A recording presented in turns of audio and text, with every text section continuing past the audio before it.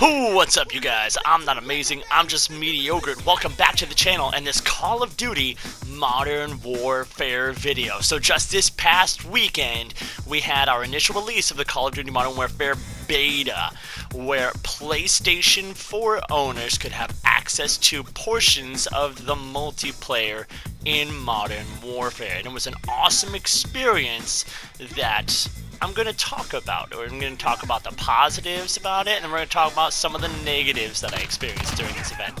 First off, this game straight up just feels like classic Modern Warfare, that classic Call of Duty 4, Modern Warfare 2, Modern Warfare 3 experience, where it's not as super fast and run and gun as your more recent Call of Duties, things like Black Ops 3, Black Ops 4, very fast-paced games.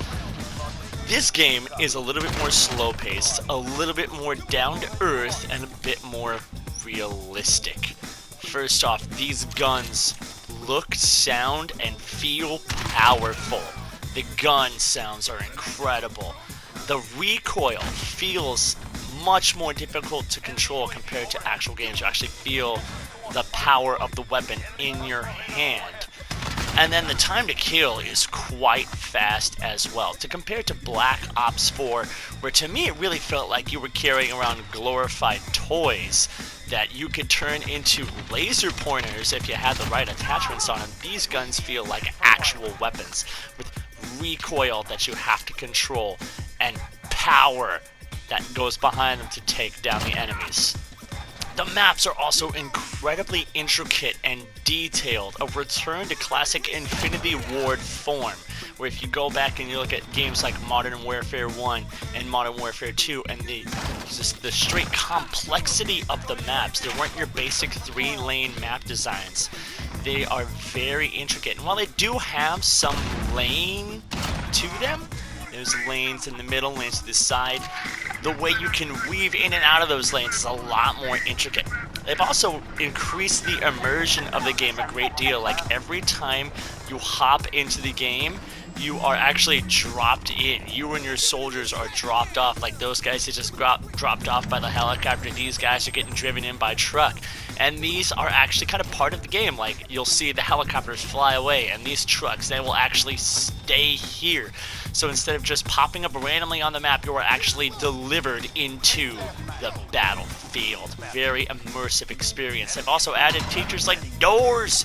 There's doors you can go through that add a whole lot of awesome complex structures to the game. There's ins and outs, ups and downs to these different structures, and adds a lot of interesting complexity to these maps.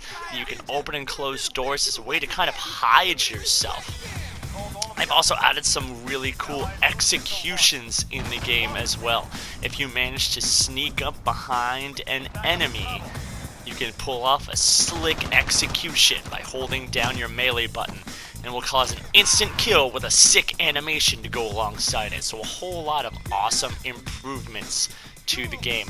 Like this here, one of the big improvements in the created class mode is the Gunsmith, where you can add all kinds of different attachments to your guns. 5 slots for attachments beyond your basic equipment and perks that you get to have. It is going to start off looking kind of bare bones because you can only see a handful of attachments at a time. If you want to see what's available, you have to earn it by leveling up your gun, using it in-game and getting kills with that gun will unlock the different attachments for you. You can start off only being able to see level 2 through 6, and as you use that weapon, you'll be able to level up and see attachments 6 through 11, and then or 7 through 11, and then 12 through 16, so on and so forth. So you can take a gun like your basic sniper rifle, this 50 caliber sniper rifle that I have right here, bolt action, really zooms in far, and with a handful of attachments, completely change the way that this gun feels. And instead of more of a campy weapon, you can turn it into something you can actually run and gun with. And this applies to all of the different weapons. they change drastically depending on the attachments that you use. The attachments all have pros and cons.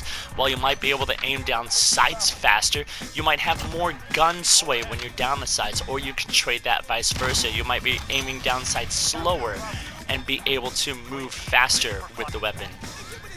And for the first time ever, we have the ability to change our custom classes in the middle of a match. Maybe you forgot to put a couple attachments on before you started. You can press pause, go into your loadout menu, and add those attachments in the middle of the match. Or say you've been doing well with your gun in the match, and you know you have unlocked an awesome new attachment that you feel is going to make this weapon better. You can go in the middle of the game into the Gunsmith and add those attachments that you just unlocked and start rocking with them in the middle of the match, and this is such an awesome welcome change. They've also added some interesting new modes, like they have a night vision mode, and this really shows off some of the new graphical capabilities of the game. If I hadn't mentioned it before, in terms of Call of Duties, this is the best looking Call of Duty in years. Other games like Battlefield might have better graphics, but in terms of Call of Duties, this one has really taken a graphical leap, and they show off their awesome new lighting systems in this night vision mode, where it's very realistic lighting that is a lot closer to what night vision would look like in real life, as opposed to our old school Call of Duty, where it's more or less a green overlay on top of the screen with some brightness jacked up behind it. So it was a really cool new way to play the same map with a different feel because of that night vision mode. It looks a lot different than in the daytime, and you have to play differently too. They also added a realism mode, which is sort of like hardcore mode light, where you still have your full health and everything, but you have 0 heads up display to assist you in the process. So you don't get to see your ammo count, you don't just get to see whether or not you've earned kill streaks or anything like that. You don't get to see your targeting reticles that are on the screen. You just have to straight up be immersed in the game, use your ears, use your eyes to find your targets, and it's a really fun, awesome way to increase the intensity of your standard Call of Duty match. Now, moving away from the things that I liked about this Modern Warfare beta to some of the things I didn't like. This was an issue that I talked about during the Gunfight Alpha, but I kept on running into AFK players because of the way this game does matchmaking. You matchmake, and unless after a round you otherwise specify to back out of matchmaking, it will just keep putting you into rounds. And so you can end up finishing a match, setting your controller down to go get a snack or go to the bathroom, and the game will just load you right into another match. You'll be sitting there AFK, free kills for the other team, and that just shouldn't happen. I think you should have to ask to join the next match so you don't end up AFK. I also had a couple times where my kill streak glitched out, and this was really annoying. To have earned 5 kills and then have my cruise missile not pointing in the right area at all, and to have to try to fly it back around. Now, to be fair, this did only happen a handful of times during my entire weekend process. Some of the times it did happen, some of the times it worked just fine. But when I'm sitting there, I've earned 5 kills, and I use my cruise missile, and it's pointing at nothingness, that is really frustrating, and feels like a total waste of the kills that I earned. Now, we have also, with these really intricate non-linear maps, some obvious imbalances. Only a classic COD in terms of capturing points, you're only going to be 1 person, 2 people trying to actually capture the objectives. But in terms of this specific map right here, Realism Raid, on the C side of the map is really unbalanced. It is hard to try and see B from your angle, and if something is happening back at C, it's not very easy to go look back there and do anything about people that are attacking the point that you're supposed to be guarding. However, if you're on the opposite side, if you're on the A side of this map, it's a totally different story. You have an awesome power position which you can see your own point, so you can sit here, you can take care of business at A, take care of any enemies who might be trying to rush your point that you've captured, and then have a very easy line of sight at the B flag. C does not have that line of sight. Only A has this line of sight. So on this particular map, it's an A and B flag game.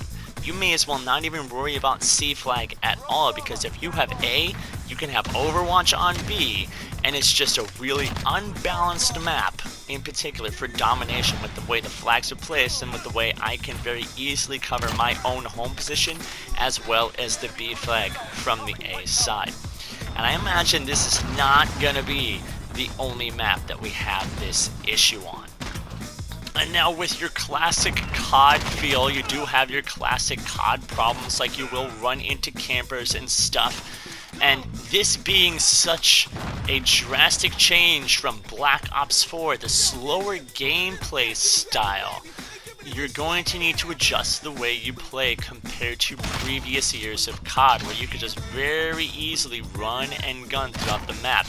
It's going to be better if you only sprint when you're out in the open trying to cross from cover to cover, and if you're moving around the map, you better not be sprinting, because if you're sprinting, you're going to get caught in the open with your weapon down, and it takes way too long to get that gun back up in this game. It's slower paced. You're going to have to slow yourself down if you want to be able to survive in this game. But for the most part, I have no issues with that.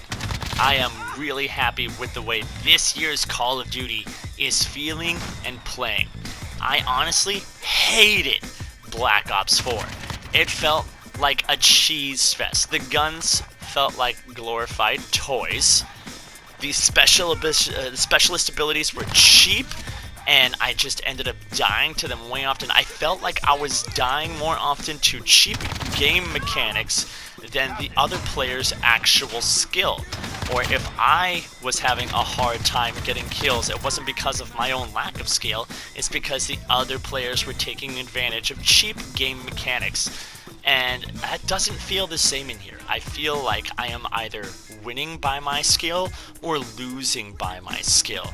And that is an awesome feeling, and that's what I want out of my Call of Duty experience. Now, I can't wait to start next week's beta. They're going to have an awesome 32 versus 32 mode, and who knows what else. Until then, I'm Mediocre, and I'm out.